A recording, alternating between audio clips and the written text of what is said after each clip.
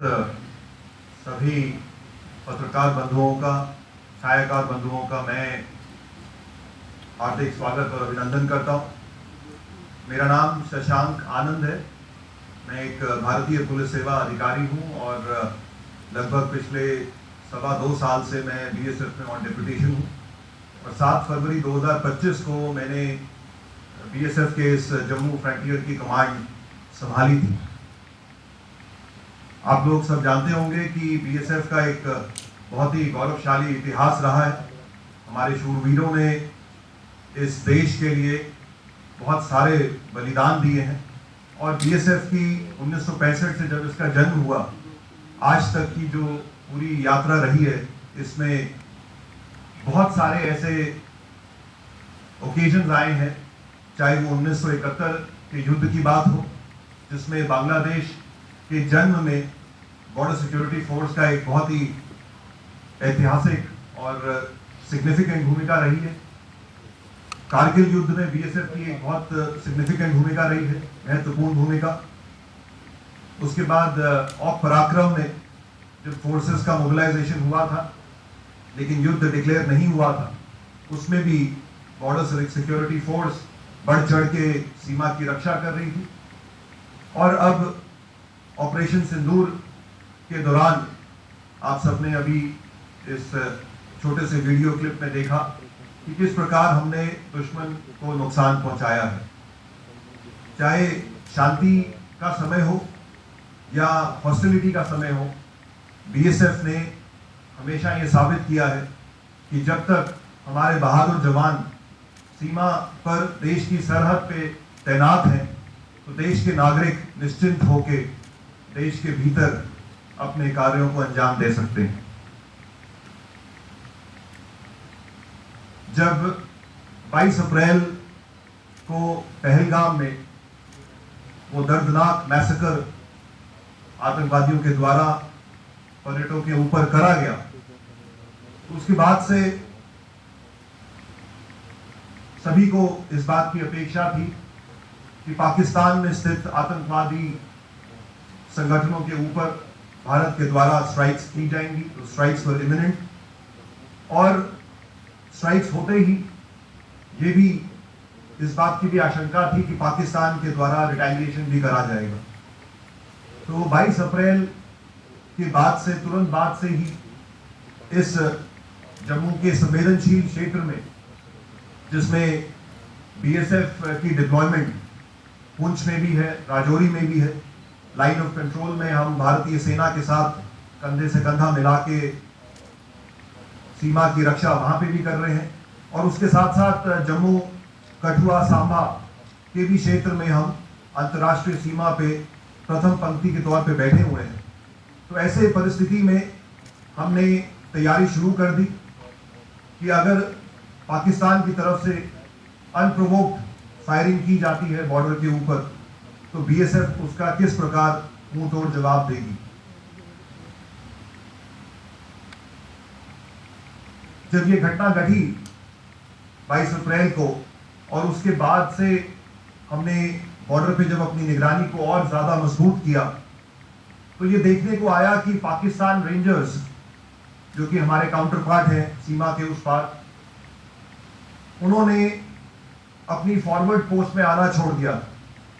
उन्होंने सीमा के नजदीक आना, अपनी एक्टिविटीज को सस्पेंड कर दिया था और वो उनकी जो मूवमेंट है वो सारी की सारी उनकी बॉर्डर आउटपोस्ट तक ही सीमित हो गई थी, जो कि सीमा से थोड़ी सी दूरी पे है। लेकिन बीएसएफ की जो डोमिनेशन स्ट्रेटेजी थी वो बहुत एग्रेसिव थी। आप सब जानते हैं कि हमारी सीमा पे सीमा चौकियां हैं जिनको हम बॉर्डर आउटपोस्ट कहते हैं, जहां पे हमारे जवान दिन रात रह के सीमा की निगरानी करते हैं। लेकिन इसी के साथ साथ सीमा चौकी और अंतर्राष्ट्रीय सीमा के बीच में हमारी विभिन्न पोस्ट हैं, फॉरवर्ड पोस्ट हैं, जिनके चलते हम अंतर्राष्ट्रीय सीमा का चप्पा चप्पा पे निगरानी रखते हैं। तो हालांकि पाकिस्तान रेंजर्स पीछे चले गए थे, लेकिन बॉर्डर सिक्योरिटी फोर्स के सभी बहादुर जवान, उसमें महिलाएं भी शामिल थी, पुरुष भी शामिल थे, वो उन फॉरवर्ड पोस्ट पे डटे रहे और 7 मई को जब ऑपरेशन सिंदूर को लॉन्च किया गया, उसके बाद से लेके और जो आगे की घटना घटी, जो आप सबकी जानकारी में है, बॉर्डर सिक्योरिटी फोर्स के सभी जवानों ने सीमा के नजदीक डटकर अपने देश की सीमा की रक्षा करी। इसके साथ साथ मैं आपको यह भी अवगत कराना चाहूंगा कि अंतर्राष्ट्रीय सीमा पे जो भारत का वर्चस्व है, जो डोमिनेशन है, उसको बरकरार रखने के लिए हमारी कुछ ऐसी भी पोस्ट हैं जो कि तारबंदी से आगे हैं, जो बॉर्डर सिक्योरिटी फेंस से आगे हैं। हमारे बहादुर जवानों ने इस क्रॉस बॉर्डर फायरिंग के दौरान भी उन पोस्टों को मैन किया, उसमें डटे रहे और दुश्मन का मुंह तोड़ जवाब दिया। और इन पोस्ट्स में हमारी बहादुर महिला कर्मी भी तैनात रही हैं, जो आज इस ऑडिटोरियम में उपस्थित है। और हम चाहेंगे कि इस ब्रीफिंग के बाद मीडिया कर्मियों के साथ उनका इंटरेक्शन हो, आप उनसे खुलकर सवाल जवाब कर सकते हैं। 7 मई को जब ऑपरेशन सिंदूर लॉन्च हुआ, तो उसके बाद से इंटेलिजेंस एजेंसीज की ओर से हमें इस प्रकार के भी इनपुट्स आ रहे थे कि क्रॉस बॉर्डर फायरिंग में, उसकी आड़ में पाकिस्तान के द्वारा दोबारा से आतंकवादियों को सीमा पार घुसपैठ के लिए भेजा जा सकता है। और ऐसे में सीमा की चौकसी बेहद जरूरी हो गई थी। अंतर्राष्ट्रीय सीमा पे जो घटनाक्रम हुआ, उसके बारे में मैं आपको संक्षिप्त में अवगत कराना चाहूंगा। 8 तारीख की रात को जब हम सीमा की निगरानी कर रहे थे और हमारे इलेक्ट्रॉनिक सर्वेलेंस इक्विपमेंट से हम सीमा के उस पार भी देख रहे थे, तो ये देखा गया कि पाकिस्तान की सियालकोट डिस्ट्रिक्ट के इलाके में, जो हमारे सांबा के ऑपोजिट लगता है, वहां पे एक बड़े समूह की मूवमेंट वॉच करी गई और लगातार उस मूवमेंट को हम ट्रैक करते रहे। और वो जो ग्रुप था वो अंतर्राष्ट्रीय सीमा के नजदीक बढ़ता रहा। रात का समय था, वहां का जो इलाका है वो अंडुलेटिंग ग्राउंड है, टूटा हुआ ग्राउंड है। उसका आड़ लेके ऐसा ये प्रतीत हो रहा था कि दुश्मन की ओर से घुसपैठ की कोशिश की जा सकती है। बीएसएफ ने ये फैसला लिया कि जब तक ये समूह हमारी निगरानी में है, हम उनको अंतर्राष्ट्रीय सीमा को पार ना करने दें। और इसीलिए 8 तारीख की रात को बीएसएफ के द्वारा सांबा क्षेत्र में प्रीएम्प्टिव स्ट्राइक्स लॉन्च करी गई। प्रीएम्प्टिव स्ट्राइक्स को लॉन्च करते ही एक तरफ हमने दुश्मन को सरप्राइज कर दिया, लेकिन उसके कुछ समय बाद पाकिस्तानी पोस्ट से हमारी पोस्टों के ऊपर फायर शुरू हुआ और उसकी तैयारी हमने पहले से कर रखी थी। और उसी का ये फलस्वरूप रहा कि हम उस क्रॉस बॉर्डर फायरिंग में हमने पाकिस्तान की कई पोस्टों को भारी नुकसान पहुंचाया और हमारा खुद का कोई भी नुकसान नहीं हुआ। उस इलाके के जो सेक्टर कमांडर हैं श्री मंड, वो हमारे बीच में उपस्थित है। मैं अब उनसे अनुरोध करूंगा कि वो चंद शब्दों में आपको उस घटनाक्रम के बारे में अवगत कराएं। डीआईजी इंद्रेश्वर नगर। भारी नुकसान उनको हुआ, उनका मूवमेंट जो है स्कैटर हुआ उस एरिया में। एंड जैसे हमने पहले से एक्सपेक्ट किया था, तो उनके कुछ पोस्टों ने बीएसएफ की ड्यूटीज पर काफी हैवी फायरिंग उन्होंने शुरू कर दिया, जिसका रिटेलिएशन माकूल तरीके से दिया गया। वो ऑलरेडी प्लान था कौन सी पोस्ट में किस वेपन से हमने उसको साइलेंट करना है, it was already plan. And बहुत अच्छा जवानों ने जो है उनका मुकाबला किया। वाटर टेस्ट का जो फायर बहुत स्किलफुल और बहुत स्टीप फायर था, जिसके कारण वो पोस्टों से भागते भी दिखाई दिए, जैसे आपने वीडियो में देखा है। अपने पोस्ट छोड़ छोड़ के भागने लगे और जो मूवमेंट पूरा उनका स्कैटर हुआ और जो इनपुट्स हैं काफ़ी उनके लोग हताहत हुए उस इलाके में, टेररिस्ट भी और उनके सपोर्टर्स भी, और कुछ आर्मी और ranger. That is all about that, rest is history. We are already being to on site में बस्ट हुए। अगले दिन 9 तारीख को पाकिस्तान के द्वारा सांबा का इलाका छोड़कर जम्मू के उत्तरी इलाके में जो अखनूर के नजदीक पड़ता है, वहां पे अंतर्राष्ट्रीय सीमा पर अनप्रोवोक्ड क्रॉस बॉर्डर फायरिंग को शुरू किया गया और उसकी तैयारी बॉर्डर सिक्योरिटी फोर्स ने पहले से कर रखी थी और 9 और 10 को भारी बमबारी बीएसएफ के द्वारा पाकिस्तान के बॉर्डर बेल्ट पे करी गई। इस दौरान हमने ये प्लानिंग कर रखी थी कि मौका मिलेगा तो अंतर्राष्ट्रीय सीमा के नजदीक जो आतंकवादी लॉन्च पैड्स हैं उन पे भी बीएसएफ के द्वारा हमला किया जाएगा और इसी घटनाक्रम में 9 और 10 की रात को बीएसएफ के द्वारा लश्कर ए तौयबा के एक लॉन्च पैड जो कि पाकिस्तान में स्थित है, जिसका नाम लूनी है, जो महज अंतर्राष्ट्रीय सीमा से 3 किलोमीटर के फासले पे है, उस पे बीएसएफ के द्वारा एक सुनियोजित योजना के तहत हमला किया गया। और इस घटनाक्रम के बारे में आपको और संक्षिप्त तौर पे अवगत कराने के लिए मैं अब अनुरोध करूंगा डीआईजी सेक्टर सुंदरबनी श्री वीरेंद्र दत्ता से कि वो आपको इस घटनाक्रम के बारे में बताएं। अपना मूवमेंट हमारी तरफ बढ़ा दिया था। इसी संदर्भ में हमारे पास एक इंफॉर्मेशन आई थी जहाँ पे बताया गया था कि 18 से 20 मिलिटेंट का लूनी में होने का न्यूज है और वो उनका एक्सपेक्टेड था कि वो जो है क्रॉस बॉर्डर फायर का फायदा उठाते हुए वो इन्फिल्ट्रेट करेंगे सो दैट बाद में जाके इंटरनेट के अंदर ये हमारी आर्म फोर्सेस के या हमारे कैपेसिटीज को ये टारगेट कर सकते। ऑलरेडी लूनी हम लोगों ने टारगेट कर रखा था, तो इनिशिएटिव आईजी से गाइडेंस और डायरेक्शन के तहत ये पूरा प्लान किया गया जहाँ पे कि हमने मोटर पोजीशंस को सिलेक्ट किया बिकॉज इसमें हमने सरप्राइज एलिमेंट को मेंटेन करने का प्रयास किया। तो इसमें हमने एक नहीं कम से कम 4 मोटर पोजीशंस अलग अलग डायरेक्शन से किया सो दैट एक पूरा कंफ्यूजन मेंटेन रहे। एट द सेम टाइम हमने जो है साइमल्टेनियसली जो है फायर असॉल्ट प्लान किया ताकि जो है हम बाकी जो पोस्टें हैं उनको भी एंगेज कर सकें ताकि वो किसी भी तरीके की मदद या हमारे ऊपर काउंटर अटैक ना कर सके। तो ये बहुत ही कोऑर्डिनेटेड वेल प्लान ऑपरेशन था जहाँ पे कि हमने 2 फेजेस में उसको किया ताकि हम मैक्सिमम जो है उसपे कैजुअलिटी इन्फ्लिक्ट कर सकें एंड वो हम अचीव भी कर पाए एंड लूनी पूरी तरह से डिस्ट्रॉय हुए और उनको काफी कैजुअलिटी का सामना करना पड़ा। ना सिर्फ उनको बल्कि जो डाइवर्जनरी टैक्टिक्स के तहत हमने उनकी ड्यूटीज को एंगेज किया उसके अंदर भी उनकी काफी पोस्टें पूर्णतः क्षतिग्रस्त सक्सेसफुल ऑपरेशन। तो जब आरसपुरा सेक्टर के इलाके में भी फायरिंग चल रही थी जिसमें दोनों ही तरफ से पिच बैटल्स लड़ी जा रही थी, तो बीएसएफ डटी रही और उस इलाके में भी एक पाकिस्तानी लॉन्च पैड मस्तपुर के बारे में हमें 7 मई से पहले कुछ इनपुट्स आए थे। तो बीएसएफ के द्वारा उस लॉन्च पैड को भी टारगेट किया गया और उस इलाके में जो हमारी कई बटालियंस के ऊपर फायर आया और किस प्रकार हमने पाकिस्तानी बॉर्डर एसेट्स को नुकसान पहुंचाया उसके बारे में बताने के लिए मैं अनुरोध करूंगा DIG sector headquarter Jammu Shri Chitrapal से कि वो आप सबको ब्रीफ करें।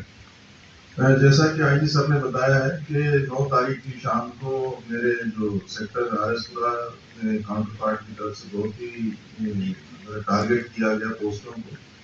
तो उसमें तकरीबन 9:15 बजे हमारी एक पोस्ट काउंटर पार्ट ने फायर शुरू कर दिया। पहले उन्होंने फ्लैट ट्रैजेक्टरी वेपन से फायर किया, उसके बाद उन्होंने मोटर से फायर किया और पिन पॉइंट वो हमारी पोस्टों को निशाना बना रहे थे। साथ में वो हमारे गाँव को भी निशाना बना रहे थे, जिसमें एक इंटरसेप्शन में ये सुनने में आया कि वो बोल रहे थे कि अब्दुलिया को हिट करो, अब्दुलिया को हिट करो, क्योंकि ये अपना रेजिडेंशियल पूरा एरिया है उसको हिट कर रहे थे। इसका हमारे जवानों ने बहुत ही मुस्तैदी से इसका जवाब दिया, फिटिंग उनको रिप्लाई दिया मोटर से और फ्लैट ट्रैजेक्टरी वेपन से। सुबह 4:30 बजे करीब फायर थोड़ी सी उस समय कम हो गई थी और उस समय ड्रोन की एक्टिविटी उन्होंने बढ़ा दी और ड्रोन की जैसे एक्टिविटी बढ़ाई फिर उन्होंने अकस्मात 5:15 बजे करीब दोबारा से उन्होंने सभी पोस्टों पर दोबारा फायर किया और हमारी एक बीओपी ने जो पोस्ट से थी हमारी मोटर पोजीशन, उन्होंने मस्तपुर जो काउंटर पार्ट के एरिया में एक लॉन्च पैड था उसको पूरी तरीके से उसको तबाह किया और बार बार ये उसकी खबरें आ रही थी कि ये लॉन्च पैड है, इससे वो अपने मिलिटेंटों को हमारे एरिया भेजने की उससे कोशिश करता है। तो उसको हमने बिल्कुल तबाह किया और उनकी पोस्टों को हमने टारगेट किया और उसमें उनकी पोस्टों के बंकर्स थे, उसके कम्युनिकेशन टावर्स, जिससे वो हमारे ऊपर निगरानी रख के और पिन पॉइंट फायर गिरा रहे थे, उनको हमने तबाह किया। और फायरिंग के दौरान देखा गया कि उनके जवान जो है पोस्टों से पीछे जा रहे थे दौड़ के, और इंटरसेप्शन से लग रहा था कि उनको भारी इसमें फायरिंग में नुकसान हो रहा है। दुश्मन के द्वारा न सिर्फ कन्वेंशनल वॉरफेयर बल्कि ड्रोन अटैक्स का भी इस्तेमाल किया गया। हम सब ने देखा कि किस प्रकार आसमान में दुश्मन के द्वारा ड्रोन भेजे जा रहे थे, जिनको भारतीय सेना और वायुसेना के द्वारा विफल किया जा रहा था। लेकिन 10 तारीख की सुबह पाकिस्तान के द्वारा कुछ लो हाइट के ड्रोन्स भी भेजे गए और उन्होंने हमारी पोस्ट को टारगेट किया। बीएसएफ के बहादुर जवानों के द्वारा इन ड्रोन्स को एंगेज किया जा रहा था, लेकिन एक अनहोनी हुई जिसमें हमारे एक पोस्ट कमांडर बहादुर सब इंस्पेक्टर मोहम्मद इम्तियाज, उनके साथी कांस्टेबल दीपक और आर्मी के एक नायक सुनील कुमार, ये तीनों ही एक ड्रोन का जब मुकाबला कर रहे थे, उसको ध्वस्त कर रहे थे, तो ड्रोन के द्वारा पेलोड ड्रॉप किया गया और शेलिंग भी उस समय चल रही थी और उसमें ये तीनों हमारे सेनानी वीर गति को प्राप्त हुए। लेकिन बीएसएफ ने हौसला नहीं हारा और उस पोस्ट में और उसके आसपास की पोस्ट में हमारे जवानों ने डटकर दुश्मन को जवाब दिया और उसी का ये परिणाम था कि पाकिस्तान में सियालकोट की इस बॉर्डर बेल्ट में दुश्मन को भारी नुकसान पहुंचा है। उनकी कम्युनिकेशन लाइंस को नुकसान पहुंचा है, उनके एडवांस सर्वेलेंस इक्विपमेंट को नुकसान पहुंचा है, उनकी पोस्ट को भारी नुकसान पहुंचा है।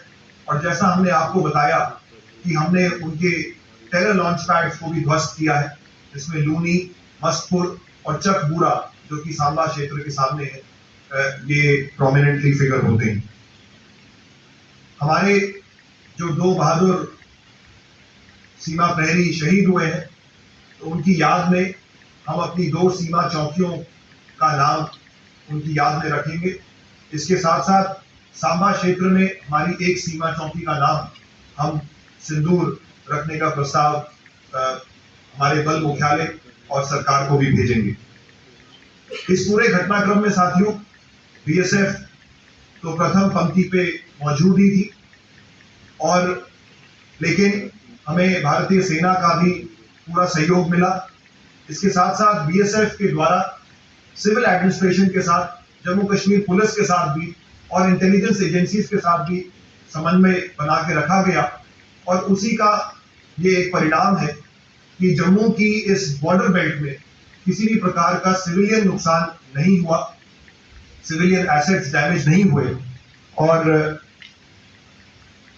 हमारे भी सारे जो एसेट्स थे 7 तारीख की रात को, 8 तारीख की रात, 9 तारीख, 10 तारीख की रात को साथियों, और दिन में भी हमारे बॉर्डर पे जो एसेट्स हैं, जैसे कि बॉर्डर फ्लड लाइट्स, जिससे रात को हम पूरे बॉर्डर को चकाचौंध रखते हैं, हमारी हाई मास्ट लाइट्स, हमारी बॉर्डर फेंस, सीमा सिक्योरिटी के लिए जो फेंस लगी हुई है, जो कि एक तरीके से हमारे बॉर्डर मैनेजमेंट की जान है, वो इंटैक्ट रही और हमारे सर्वेलेंस इक्विपमेंट जो हमने हजारों की संख्या में पाकिस्तान की ओर लगा रखे हैं, वो भी सारे के सारे इंटैक्ट रहे।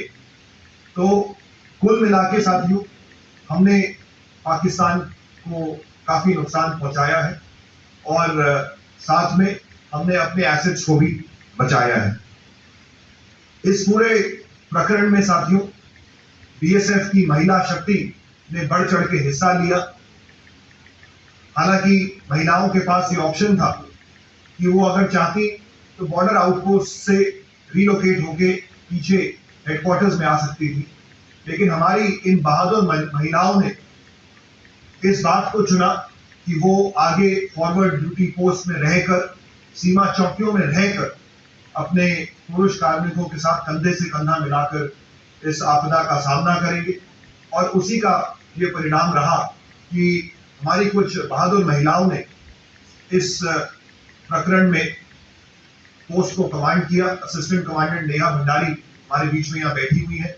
इनके साथ साथ हमारी कुछ ऐसी भी महिला कर्मी है जो फॉरवर्ड पोस्ट में नहीं, मैं उनके नाम जरूर आपके सामने रखना चाहूंगा। महिला कांस्टेबल मंजीत कौर, महिला कांस्टेबल सुमी, महिला कांस्टेबल मलकीत कौर, महिला कांस्टेबल ज्योति, महिला कांस्टेबल संपा एवं महिला कांस्टेबल स्वप्ना। इन सभी महिलाओं ने आगे आईबी के बिल्कुल नजदीक रह के दुश्मन की पोस्टों के ऊपर फायर खोला है। इसके साथ साथ साथियों, जैसे मैं बता रहा था कि हमारे कुछ ऐसी पोस्ट भी हैं जो कि हमारी तारबंदी से आगे है, और वो आगे इसलिए हैं क्योंकि हम अपनी हर एक प्रत्येक इंच की रक्षा करना चाहते हैं।